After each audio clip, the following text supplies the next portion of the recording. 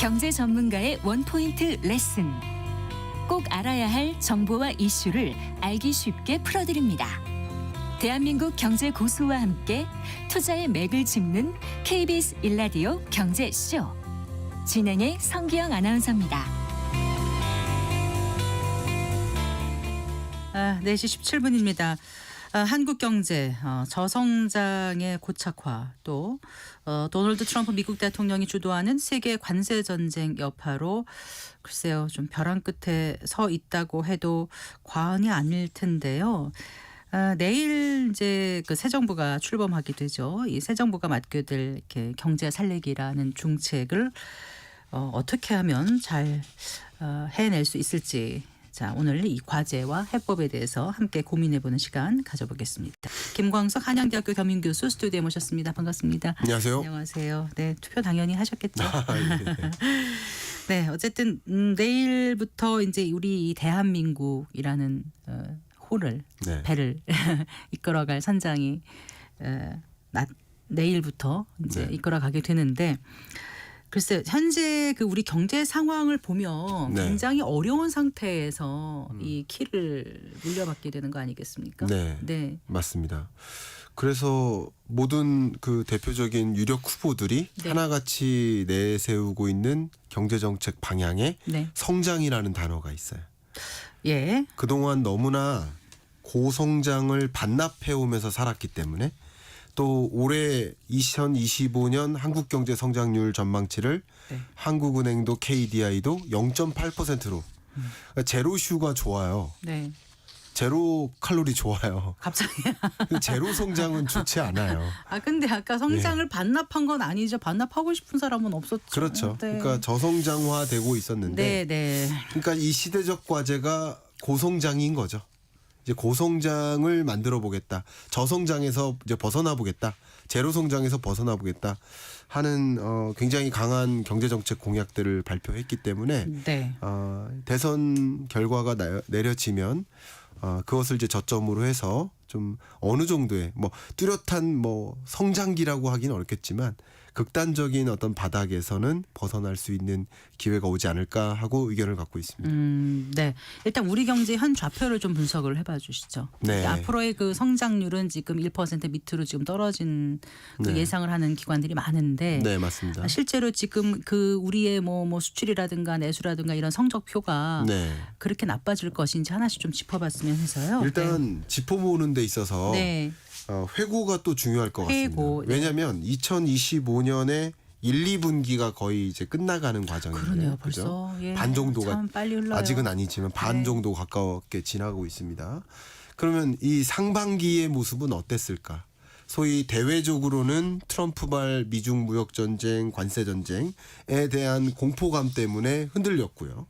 또 대내적으로는 이 탄핵 정국이다, 정치적 리스크다, 실제 정책 공백이 많이 있었습니다.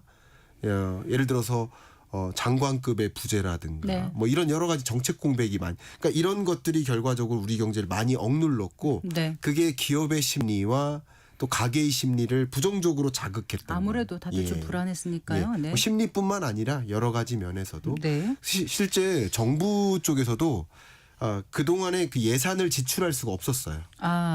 실제 지출도 못했고 국정 운영 과제들인데 그것을 진행할 수가 없었습니다. 그렇죠. 그러니까 상반기에는 이런 것들이 멈춰 있었던 거예요.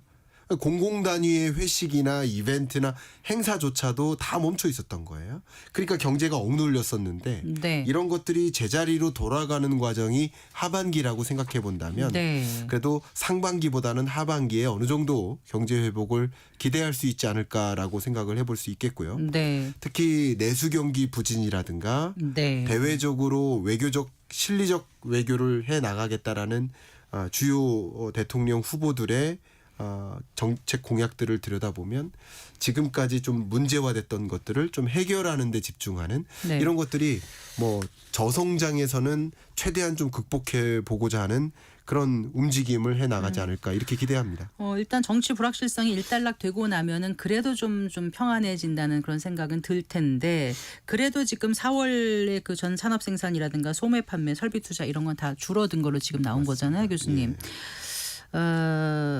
일시적인 건지 앞으로 계속 그럴 건지 이런 것도 좀 우려가 되고 그래도 또 이런 기대를 하게 되는 게 과거 이제 정부를 보면 네. 이제 이렇게 이제 정부가 출범하면은 그 좀 허니문 기간이라 그럴까요? 네네. 네, 그래서 그 동안에 새로운 정권에 대한 기대감이 있어서 이제 소비도 좀 늘어나고 그러면서 좀 뭔가 허니문 이펙트가 있었다 네. 이런 조사 결과가 나왔는데 이번엔 어떨까요? 마찬가지라고 저는 생각합니다. 네. 그냥 뭐 제가 KBS에 와 있으니까 언론사들도 네.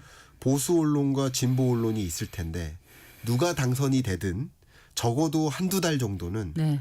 이렇게 강하게 비판하거나 하지 않고 신정부의 정책 기조에 대해서 좀 응원하고 조언하고 좀 그런 방향으로 기사화되는 것들이 굉장히 많습니다. 그런 것들이 일종의 허니문 기간이라는 네. 거죠. 그렇기 때문에 한 방향으로 맞춰질 가능성이 있고 또 앞에 말씀하셨던 건설 투자와 설비 투자가 굉장히 많이 급감했었는데 네. 이게 신정부가 어떤 식으로 출범할지 모른다 하는 불확실성이 있으니까 네. 어떤 정부의 정책 기조에 맞춰서 발맞춰서 설비 투자를 할지 신산업 진출 전략을 할지 이게 다 막혀 있었던 거예요.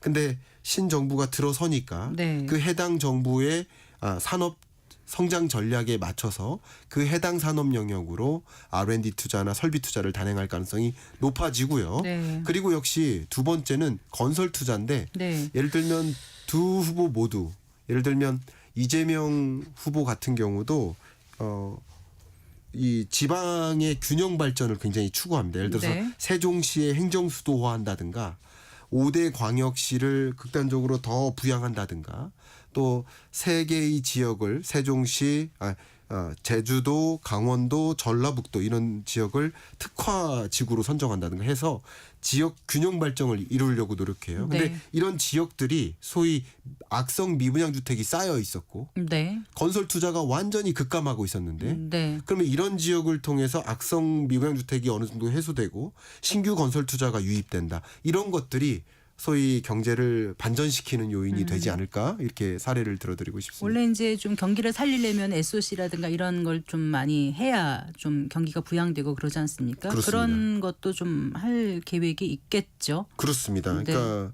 특히 이제 세종시 행정수도 이전과 그리고 5대 광역시를 균형 발전화하는 과정에서는 역시 없던 인프라를 더 육성시키는 거 이런 과정들이 반드시 맞물리고요.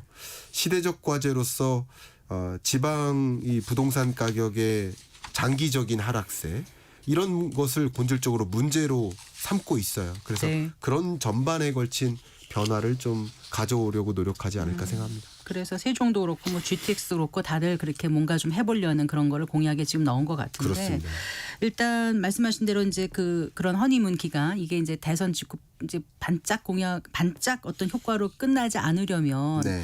정말 정책을 잘 추진을 해야 될 것 같고 국민들한테 잘 설명도 해야 될 것 같고 그런데 말씀하신 대로 이제 그동안 약간 그 사령탑이 부재했다 그럴까요? 그다음에 네. 개통상의 어떤 난맥상 이런 게 있었기 때문에 아무래도 예산 집행도 어려웠고 네. 정책을 수행하는 것도 어렵지 않았습니까? 맞습니다. 이제는 좀 탄력이 붙겠죠. 상당히 탄력을 받을 거라 생각합니다. 네. 일단은 기본적으로 어떤 부문에 예를 들어 산업통상자원부에 기획재정부에 중소벤처기업부에 각 부처별 인선을 당연히 준비할 것이고요. 네. 정책 공백을 해소해 나갈 것이라고 생각합니다. 그런 것들이 뭐 소위 신정부 들어서서 기대될 대목들이라고 볼 수 있겠고요. 또 예산뿐만 아니라 기존에 못 썼던 예산뿐만 아니라 추경도 고려를 하고 있기 때문에 네. 이런 것들이 맞물리면서 마중물 역할을 할 수 있지 않을까 하는 생각도 해봅니다. 네. 지금 사실 통화 정책을 굉장히 이렇게 운영하기에는 좀 어려운 부분이 있어 신중하게 해야 되는 부분이 있어서 또 재정 정책에 더 신경을 쓰는 그런 모습이 될 수도 있다는 생각이 들어요. 차기 네. 정부는. 네, 그런 부분도 없지 않아 있죠. 왜냐하면 재정 정책은 적극적으로 스스로 통제할 수 있지만 통화 정책의 독립성도 고려를 해야 되기 때문에 네. 한국은행의 금리 결정을 간섭할 수는 없고요. 네. 또 한국은행은 이렇게 경기부양책을 가동할 때 야기되는 네. 예를 들어 부동산 시장 양극화라든가 그러니까요. 네. 또 가계부채 급증이라든가 이런 것들도 고려하지 않을 수가 없기 때문에 네. 뭐 대대적으로 금리 인하를 전제로 깔고 정책을 세울 수는 없겠죠. 네. 이런 것들도 모두 고려를 할 거라고 생각합니다. 네. 그 재정 승수 효과라는 게 있잖아요. 그렇습니다. 네. 그거가 좀 검증된 사업을 먼저 잘 추진하고 그래야 어떤 상승, 경기 상승 효과를 좀 높일 수 있지 않을까요? 너무 중요한 말씀 주셨습니다. 제가 일괄적으로 그동안 강조해왔던 건데요. 예산의 규모도 중요하지만 네. 예산의 방향이 더 중요하다. 예를 들어서 아이한테 네. 용돈을 줘요. 1,000원을 주다가 2,000원으로 올려요. 그러면 무조건 아이가 건강하고 바라지지 않아요. 불량식품을 더 사 먹으면 안 되잖아요. 네. 우유라든가 건강식 음식을 더 사 먹으면 좋잖아요. 네. 이게 뭐냐면 용돈의 규모가 중요한 게 아니라 네. 용돈의 쓰임이 중요하다. 네. 그러니까 예산을 쓰더라도 그 한 단위 예산을 썼을 때 그게 경제 선순환을 유도할 수 있도록 네. 다시 세수로 거치고 다시 고용 창출을 하고 그게 소득을 증가시키고 소비를 증진시키고 또 기업들의 신규 투자하는 이런 선순환을 야기할 수 있는 부분에 예산이 더 집중적으로 투입될 필요가 있겠다. 네. 예산의 양보다 네. 방향이 더 중요하다라는 의견을 좀 드리고 싶습니다. 네. 앞서 저희가 주식 얘기를 잠깐 했었는데 이제 한 대선 후보 같은 경우는 코스피 5천 시대를 내세우기도 하지 않았습니까? 네. 5천을 당장 달성하느냐 아니냐의 문제가 아니라 네. 이제 방향성이 지금 저평가받고 있는 우리 주식시장을 제대로 평가받게 하는 거는 어떤 후보나 다 노력해야 될 부분이라고 생각을 하거든요. 그렇습니다. 네. 그런데 어떻게 앞으로 우리 국내 증시 전망을 하세요? 네. 일단 2021년에 3,000선을 넘었었어요. 네, 그랬죠. 잠깐, 네, 8개월. 8개월. 8개월 넘었었습니다. 네. 그리고는 다시 그때 2,500선에서 좋았죠. 벗어나지 네. 못하고 있습니다. 예. 상장 주식 회전율이라는 지표가 있는데요. 네, 네. 이 지표는 뭐냐면 얼마나 투자자들이 한국 주식에 관심 있나. 얼마나 잘 예. 거래가 되느냐가 회전율인 그런데 거죠. 네. 회전율이요. 네. 역대급으로 낮아요. 오히려. 지금. 예. 네. 그러니까 지금 해야 될 건 뭐예요? 상법 개정을 통해서 이게 투자자들에게 주식 투자를 하는 투자자들에게 온전히 이 수혜가 돌아갈 수 있도록 이런 주주 환원제도 네. 이런 걸 마련할 필요가 있겠고 그리고 저는 상법 개정이 그냥 모든 만병통치약은 아니다. 상법 개정하면 이게 갑자기 5천이 되는 것이 아니다. 이건 마치 보약 먹는 것과 같아요. 무슨 말이냐? 육상 선수가 보약 먹는다고 기록이 올라가요? 아니죠.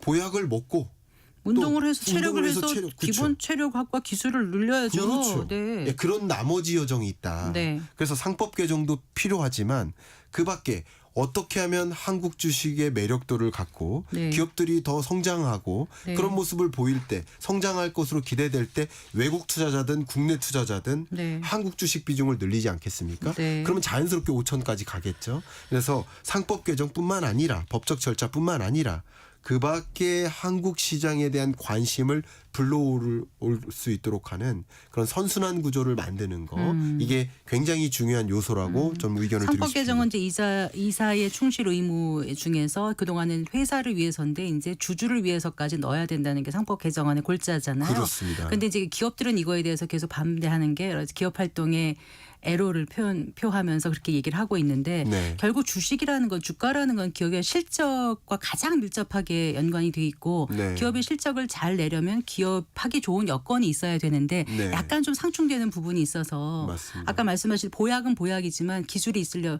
체력과 네. 기술력이 있어야지 잘 뛰는 거 아니겠어요? 그렇습니다. 그렇게 되려면은 기업의 실적, 기업하기 좋은 여건을 만드는 것도 중요하다고 생각하는데 네. 그 부분에 대해서는 이제 정책을 새로 맡게 될 신행정부가 어떤 점을 고려해야 된다고 네, 보시는지요? 너무 중요한 예. 말씀이신데요. 기업들의 인식도를 제고시킬 필요가 있겠다. 이게 무슨 말이냐? 자본주의 시스템에서 특히 네. 주식 회사의 개념은 소유와 경영의 분리예요. 네. 이게 원칙입니다. 네. 그러니까 소유는 누구예요? 주주들이에요. 경영은 경영진입니다. 근데 소유와 경영의 분리를 통해서 주주의 이익을 극대화하기 위해서 경영하는 것이 네. 그러니까 월급을 받는 거죠. 네. 그러니까 이런 체제임을 올바로 인식하고 그랬을 때 올바로 많은 투자 자금이 몰리고 그랬을 때 그렇죠. 시가총액이 커지고 네. 그러면 자기 자본을 이용해서 더 성장할 수 있는 구조를 만드는 사실 대주주가 갖고 있는 지분이 아주 많은 게 아닌데 그거를 전체를 지배하려고 하고 일반 주주, 그렇죠. 소액 주주들의 이익을 해치려는 거는 사실 길게 보면은 기업 성장에는 나쁜 거잖아요. 예, 그렇습니다. 정확하신 말씀입니다.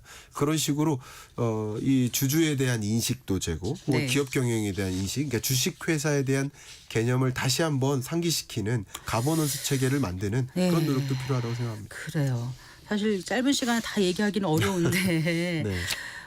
지금 사실 이제 우리 정부가 어떻게 하겠다고 해도 이제 트럼프발 관세 정책에 따라서 어떻게 좀 이렇게 갈피를 잡지 못하고 정책 의사 결정도 좀 늦춰질 수도 있고 그때 이제 물론 컨틴전시 플랜은 갖고 있겠지만 네. 쉽지 않다는 생각이 들거든요. 통상 환경이 맞습니다. 어떻게 대처를 해야 될지 그런 말씀도 좀 해주세요. 참 이 통상 정책이 사실은 통상이기도 하지만 외교 정책에도 해당됩니다. 네. 근데 상당 부분 우리의 해당 부문의 수장이라든가 아니면 뭐 대통령의 부재 이것은 양국 간의 정상회담이라든가 이런 것을 계속 개최하지 못하게 만든 거예요. 그런 것들이 역시 정책 공백이라고 해석할 수 있겠는데 네. 새로운 그 정부가 등장하면 미국 트럼프 대통령과의 정상회담 그리고 실리적인 외교 정책 그리고 통상 정책 이런 것들을 적극적으로 가동하면서 미국 측의 요구 사항들도 제대로 들어보고 또 그에 상응하는 우리 측의 요구도 적극적으로 제안하면서 서로 간의 이해관계를 더 긍정적으로 만드는 네. 그런 무역 협상을 언제든지 만들 수 있습니다. 네. 그래서 일방적으로 미국 측의 요구 사항만 들어주는 것이 아니라 네. 그에 상응하는 수준의 우리 한국 측의 요구 사항도 관철시키는 네. 실리적인 외교 통상 전략이 필요하다고 생각을 합니다. 네. 그 미국 측에서 그 4대 그 협상 의제 중에서 환율 협상을 또 제시하지 않았습니까? 그래서 이게 제2의 플라자 합의에 비견되는 원화 절상을 요구할 수도 있다라고 했는데 이미 지금 우리 원화 값이 좀 어느 정도 좀 와 있긴 하지만 네. 앞으로 새 정부의 환율 정책은 어떻게 가져가야 된다고 보시는지요? 네, 아마도 환율 원화 절상 압력은 피하기 어려울 수도 있습니다. 그러나 우리나라의 역사적인 환율 추이를 보면 1,100에서 1,150원 정도예요. 예. 그러면 지금 다소 원화 강세 기조가 나타나는 것뿐이지 지금도 사실은 원화 강세화를 이룰 만한 여지가 더 많이 남아 있어요. 1,250원도 원화 강세인 거예요. 1,200원도 강세인 거예요. 강원화인 거예요. 네. 이렇게 생각해 보면 아직 여지는 있다라고 생각을 해보고요. 한 가지. 그러니까 어느 정도의 미국 측 요구를 수용하는 절차는 할 수 있겠지만 그에 상응하는 우리 측의 요구를 강력하게 제한할 필요가 있는데 저의 의견은 그게 바로 통화 수합입니다. 통화 수합? 한미 네. 상설 통화 수합을 제한해야 된다. 왜냐하면 미국과 이런 거래 동맹국 관계에 있는 대부분의 나라들이 통화 수합 상설로 체결돼 있습니다. 우리는 한시적으로 통화 수합을 체결했다가 네. 지금은 또 계약이 끝난 상태인데 네. 원하는 요구사항을 들어주되 네. 그리고 외환 개입 같은 걸 적극적으로 안 하는 방향으로 요구사항을 들어주되 네. 대신 통화 수합을 상설로 체결함으로써 네. 우리의 외환 위기나 외환 불안정성에 적극적으로 대응할 수 있는 체제만 마련한다면 네. 상대적으로 우리가 얻을 것도 얻을 수 있지 그 않을까 청취자분들이 이해를 돕기 위해서 통화 수합을 하면 왜 그렇게 그런 효과가 나오는지 좀 네. 부연 설명 부탁드릴게요. 통화 수합은 네. 우리나라의 달러 마이너스 통장을 개선하는 것과 같다. 네. 그래서 외환 위기 상황이나 외환 시장이 불안해질 때 외국 단기 채권이 막 빠져나가거든요. 네. 막 빠져나가다 갚을 수 없는 상황에 우린 외환 위기를 겪는 네, 거예요. 네. IMF 외환 위기가 바로 그거였습니다. 그때 급격하게 외환이 빠져나갈 때 역시 마이너스 통장, 통화 수합이 체결돼 있으면 네, 거기서. 외환 위기 상황까지 안 옵니다. 네. 잠깐 빌리는 거죠. 그러니까 개인도 마이너스 통장 갖고 있듯이. 그렇습니다. 네. 비슷한 겁니다. 그래서 우리가 위기 상황에 대응할 수 있는 능력을 갖추는 것. 네. 그러니까 그런 우리 측의 요구도 충분히 상시적으로 통화 수업을 열어놔야 된다는 교수님의 그렇습니다. 예, 의견이시군요. 그런 것을 요구할 필요가 있다고 생각합니다. 네. 자, 오늘 말씀을 들어보면 그동안 계속 경제 걱정 많이 하고 또 막상 마트라들 이런 데 가면 또 아니 외식하러 좀 나가면 물가 올라서 어려움을 호소하는 분들 많으신데 그래도 이제 새 정부가 들어서면 좀 나아질 거라고 하시니까 참 다행이기도 한데 네. 근데 그게 이렇게 경제라는 게 간단하지만은 않은 거라서 네. 그래서 의지는 있으나 네. 장기적인 좀 저성장이 이미 고착화되고 있는 우리 이 경제에서 네. 과연 이제 이전에 봤던 좋아지겠지 이런 네. 거를 우리가 피부로 느낄 수 있을지. 아. 자, 그리고 국민들이 그러면 어느 정도 수준에서 좀 각오를 하고 네. 정부하는 것을 좀 기다려주고 같이 고통 분담이랄까 표현이 좀 어떨지 모르지만 이 정도는 좀 인내를 해야 된다는 어떤 마음의 자세를 가져야지 네. 이 어려운 시기를 우리가 다 같이 좀 잘 극복해 나갈 수 있지 않을까 싶다는 생각이 들거든요. 제가 송구스러운 표현이지만 네, 저출산에 대응하기 위해 움직여 왔다가 네, 근래 3년 전 정도부터 저출산을 대응하지 못하면 네. 못 막는다면 잘 순응하자.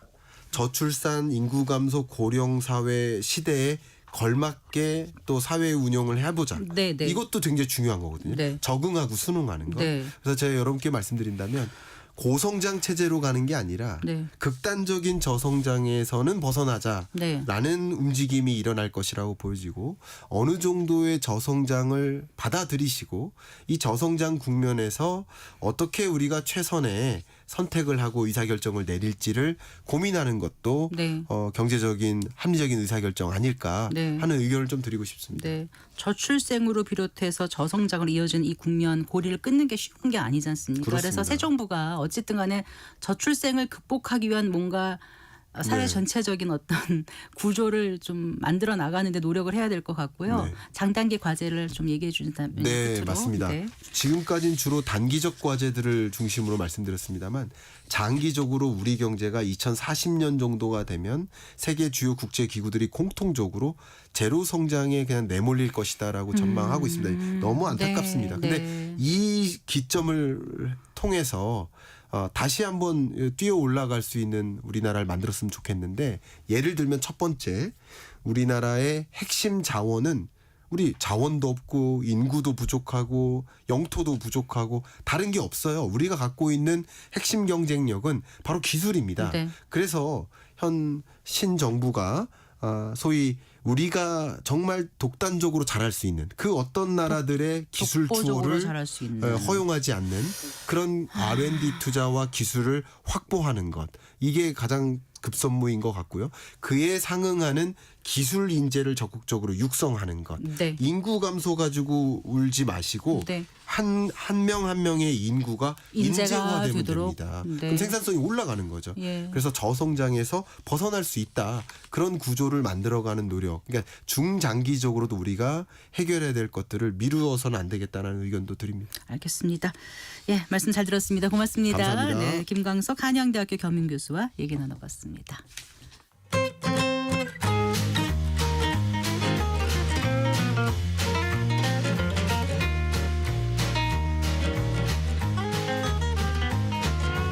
경제 맛집